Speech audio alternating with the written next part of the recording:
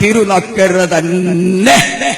ഒരു ഇഞ്ച് നിങ്ങൾ മുന്നോട്ട് പോയിട്ടില്ല. നിങ്ങൾ ഇപ്പോഴും അവിടെ തന്നെയാണ്. എന്തുകൊണ്ട്?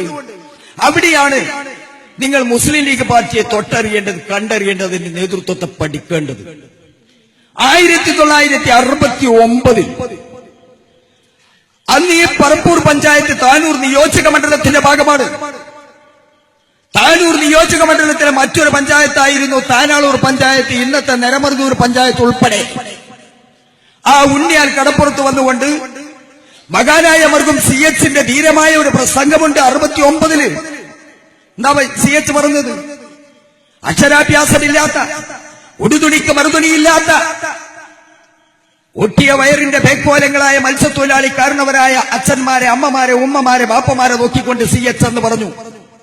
എന്റെ പ്രിയപ്പെട്ട ഉമ്മമാരെ, എന്റെ പ്രിയപ്പെട്ട ഉപ്പമാരെ, എന്റെ പ്രിയപ്പെട്ട അച്ഛന്മാരെ, എന്റെ പ്രിയപ്പെട്ട അമ്മമാരെ, നിങ്ങൾ ഒട്ടിയ വയറിന്റെ പേക്കോലങ്ങളാണ് ഇന്ന് കോയ കണ്ടറിയുന്നു. നിങ്ങൾ അക്ഷരാഭ്യാസമില്ലാത്തവരാണെന്ന് കോയ തിരിച്ചറിയുന്നു. നിങ്ങൾ കൊടുതുണിക്ക് മറുതുണിയില്ല എന്ന് കോയ കണ്ടറിയുന്നു. എങ്കിലും കോയ നിങ്ങളോട് പറയട്ടെ, നിങ്ങളുടെ വയറ് വിശക്കുന്ന സമയത്ത് നിങ്ങളുടെ ആ മുഷിഞ്ഞ തുണി നിങ്ങളുടെ അരയിൽ ഒന്നുകൂടി മുറുക്കിയെടുത്തിട്ടാണെങ്കിലും നിങ്ങളുടെ മക്കളെ തൊട്ടടുത്തുള്ള വിദ്യാലയങ്ങളിൽ പറഞ്ഞയച്ച് നിങ്ങൾ വിദ്യ അഭ്യസിപ്പിക്കണം. കാരണം നാളെ നിങ്ങളുടെ മക്കൾക്ക് കടലിൽ പോയി മത്സ്യം പിടിക്കാൻ വിദ്യാഭ്യാസം ആവശ്യമായി വരുമെന്ന് പറഞ്ഞപ്പോൾ ഈ രാജ്യത്ത് അന്നത്തെ കമ്മ്യൂണിസ്റ്റ് പാർട്ടിയുടെ ബുദ്ധിജീവികൾ എന്ന് വിശേഷിപ്പിക്കുന്ന പി ഗോവിന്ദപിള്ളയെ പോലുള്ളവർ അന്ന് ചോദിച്ച ചോദ്യം, EMSനെ പോലെയുള്ളവർ അന്ന് ചോദിച്ച ചോദ്യം, EK നായനാരെ പോലെയുള്ളവർ അന്ന് ചോദിച്ച ചോദ്യം, സഖാവ് ഇമ്പിച്ചിബാവയെ പോലെയുള്ളവർ അന്ന് CHനോട് ചോദിച്ച ചോദ്യം ഇതാണ്. ലീഗിന് വിവരമില്ല എന്ന് പറയുന്നത് കണ്ടില്ലേ? കോയ പറഞ്ഞത് കേട്ടില്ലേ നിങ്ങൾ? എന്താ? എന്നിട്ട് കമ്മ്യൂണിസ്റ്റുകാരുടെ ചോദ്യം വരിക. എന്താ ചോദ്യം? കോയ ചോദിക്കട്ടെ, മത്സ്യത്തൊഴിലാളി അവന്റെ വല കടലിലേക്ക് വീശി എറിയുന്ന സമയത്ത് മത്തിയും ചൂരയും കോരയും മാന്തളും സ്രാവുമെല്ലാം തലപൊക്കിക്കൊണ്ട് ചോദിക്കുമോ, മത്സ്യത്തൊഴിലാളി നിനക്ക് മെട്രിക്കുലേഷൻ ഉണ്ടോ എന്ന്? മത്സ്യത്തൊഴിലാളി നിനക്ക് ബിരുദമുണ്ടോ എന്ന്? മത്സ്യത്തൊഴിലാളി നിനക്ക് ബിരുദാനന്തര ബിരുദമുണ്ടോ എന്ന് ചോദിച്ചിട്ടാണോ കോയ മത്തി വലയിൽ കുടുങ്ങുക എന്ന് ചോദിച്ച അന്നത്തെ കമ്മ്യൂണിസ്റ്റ് ബുദ്ധിരാക്ഷസന്മാരുടെ പിൻഗാമികളായ ഇന്നത്തെ മറമണ്ടൽ കമ്മ്യൂണിസ്റ്റുകാരാ നീ അറിയണം. 69 CHന്റെ പ്രസംഗം ഇതുപോലെ കേട്ടിരുന്ന കമ്മുട്ട തബൂക്ക എന്ന് പറയുന്ന വന്ധ്യവയോധികന്റെ പേരമകൻ കൊച്ചുമോൻ എന്ന് DYFIയുടെ നിറമതൂർ വില്ലേജ് കമ്മിറ്റി അംഗമായ ജംഷീർ എന്ന ചെറുപ്പക്കാരൻ ഉണ്ണിയാൽ കടപ്പുറത്ത് നിന്ന് തന്റെ എടുത്ത് കുടുംബം പോറ്റാനല്ല 10ാം ക്ലാസ് പരീക്ഷ എഴുതാൻ. എന്നാൽ 9 വർഷം മുമ്പ് എന്റെ മൂത്ത മകൾ അജീഷ കോണാടൻ 10ാം ക്ലാസ് പരീക്ഷ എഴുതിയത് പ്രിയമുള്ളവരെ എന്റെ ബോർഡിന്റെ മുറ്റത്ത് എന്റെ മകൾക്ക് ലഭിച്ചതുപോലെ ഈ മലബാറിലെ ലക്ഷോപലക്ഷം മക്കൾക്ക് ഈ സൗകര്യം ഉണ്ടാക്കി കൊടുത്തത് പ്രിയമുള്ളവരെ ഈ പച്ചക്കൊടിയുടെ പാർട്ടി മലബാറിന്റെ മണ്ണിൽ സാന്നിധ്യം അറിയിച്ചതുകൊണ്ട്, അല്ലാതെ കമ്മ്യൂണിസ്റ്റുകാരെ ഒലത്തിയിട്ടല്ല. ആ പാർട്ടി ഉണ്ടായതുകൊണ്ടാണ്. അല്ലാതെ കമ്മ്യൂണിസ്റ്റുകാർക്ക് പറയാൻ പറ്റുമോ? അങ്ങനെയാണ് നിങ്ങൾ പറയുന്നതെങ്കിൽ അഡ്വാൻസ് ആയിട്ട് ഞാനൊരു ചോദ്യം ചോദിക്കട്ടെ. കേരളത്തിലെ മാറ്റത്തിന് ഉത്തരവാദികൾ നിങ്ങളാണെങ്കിൽ ശരി, വാദത്തിന് വേണ്ടി ഞാനത് അങ്ങോട്ട് സമ്മതിച്ചു തരാം. എന്റെ ഒരു ചോദ്യത്തിന് മറുപടി നിങ്ങൾ ഈ നാട്ടിലെ ജനങ്ങളോടെങ്കിലും ഒന്ന് പറയണം. കേരളത്തിൽ കമ്മ്യൂണിസ്റ്റ് പാർട്ടി അധികാരത്തിലിരുന്ന് പുട്ടിന് തേങ്ങടുന്നവരില്ല, ഇടക്കിടക്ക് മാത്രമാണ് വന്നിട്ടുള്ളത്. എന്നാൽ 70 വയസ്സുവരെ പടച്ച തമ്പുരാന്റെ കൃപ കൊണ്ട് ഈ ഭൂമിയിൽ ഒരു മനുഷ്യന് ജീവിക്കാൻ അവസരം കിട്ടിയെന്ന് കരുതുക. എത്ര ദിവസം അദ്ദേഹം ജീവിക്കുക? ആരെങ്കിലും കണക്കൂട്ടി നോക്കിയിട്ടുണ്ടോ? മൊബൈൽ ഫോണിൽ കാൽക്കുലേറ്റർ ഉണ്ടാവുമല്ലോ മോനെ, ഒന്ന് അടിച്ചു നോക്കി. 70 ഗുണിക്കണം 365 സമയം 25,550 ദിവസം. ഒരു സെക്കൻഡ് അങ്ങോട്ടും ഉണ്ടാവില്ല ഇങ്ങോട്ടും ഉണ്ടാവില്ല. അത് പടച്ചോന്റെ തീർപ്പാ. ആ 25,550 ദിവസത്തിൽ 14,218 ദിവസം communist party of India Marxist ഒറ്റക്ക് ഭരിച്ച രാജ്യമല്ല ബംഗാൾ കൂട്ടര്. ആ ബംഗാളിൽ എന്താ ഈ മാറ്റമില്ലാതെ പോയത്? അപ്പൊ മാറ്റം അവിടെ ഉണ്ടാവണ്ടേ? കമ്മ്യൂണിസ്റ്റ് പാർട്ടിയാണ് മാറ്റം ഉണ്ടാക്കിയെങ്കിൽ അവിടെ ഉണ്ടാക്കണ്ടേ? അവിടെ ഉണ്ടാക്കിയിട്ടില്ലല്ലോ.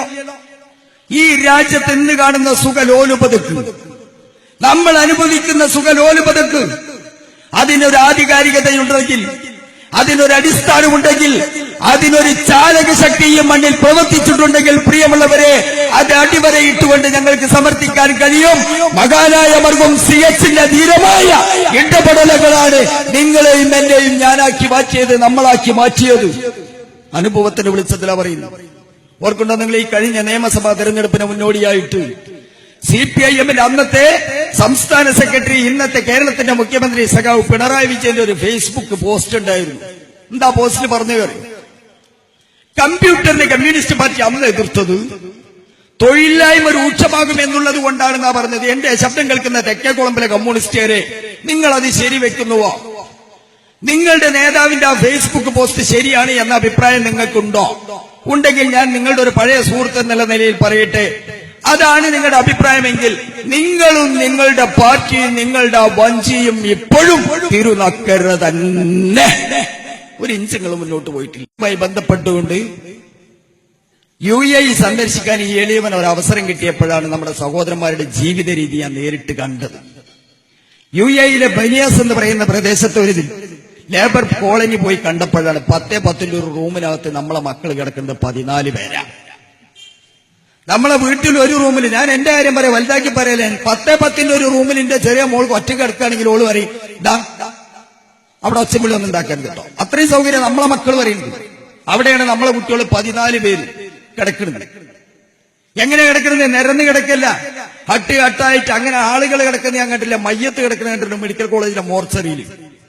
കൈയൊന്ന് ചൊറിഞ്ഞാൽ മേലേക്ക് പിടിക്കാൻ പറ്റില്ല, കാരണം മുട്ടിപ്പോവും. ആ രൂപത്തിൽ നമ്മളെ മക്കൾ കിടക്കുന്നു. ഈ 14 പേർക്ക് രാവിലെ കക്കൂസ് ചെയ്യാനുള്ളത് ആകെ ഒരു കക്കൂസ, ഒരു കുളിമുറിയാണുള്ളത്. എല്ലാവർക്കും രാവിലെ 5:30-6 മണിക്ക് പണിക്ക് പോകണം. 10 മണിക്ക് 11 മണിക്കാണ് മിക്കാളിലും വന്ന് കിടക്കുക. അപ്പൊ ഈ 14 പേര് രാവിലത്തെ അവന്റെ കക്കൂസ് പോക്ക് മാത്രം കഴിക്കണം. ഏത് സമയത്ത് എഴുന്നേക്കണം കൂട്ടരെ നമ്മളെ മക്കള്? എന്താ കഴിക്കണത്? ഒരു ദാല്, ഒരു പരിപ്പ് കറി, ഇതാ അവര് കഴിക്കണത്.